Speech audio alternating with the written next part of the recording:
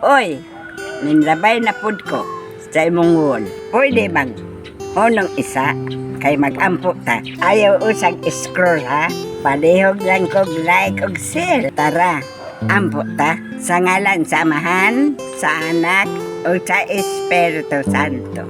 Among lang itong Amahan, Diyos nga labing gamhanan, nga walay kinutuban. Una sa tanan, daghan kaayong salamat sa dili namo maihap nga grasya nga imong gihatag kanamo, sa grasya nga espiritual ug sa pisikal nga mga grasya ug sa mga grasya Ginoo nga dili na namo mausa-usa pa.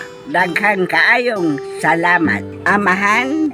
Among ihalad nga na kanimo ang kahiusahan sa among pamilya, na ang among mga igsoon magkasinabtanay unta kanunay ug dili magpunay og away, nga kon aduna may pagkasilo sa ilang mga dughan. Hinaot nga mawagtang nakini ug mailisan sa gugma ug sa pagsinabtanay, ug kung aduna may kahiubos ang matag usa kanamo. Hinaot mawagtang na kini sa among mga kasing-kasing ug mabayloan kini sa pag-igugma. Ginoo, panalangini ang among pamilya.